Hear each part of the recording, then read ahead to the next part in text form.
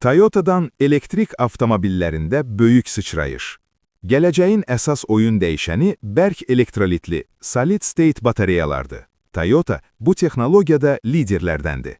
Bu batareyalarda maye yox, bərk elektrolit istifadə olunur. Nəticə, daha kiçik ölçüdə daha çox enerji. Yanğın riski demək olar ki, sıfır. Çox sürətli şarj və boşalma. Toyota bildirir ki, batareya ömrü problemi artıq həll edilib.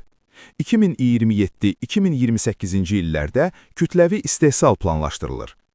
İlk nəsil solid-state batareyalar 20% daha uzun yürüş, 10 dəqiqədən az şarj, performans batareyasından 50% daha çox yürüş.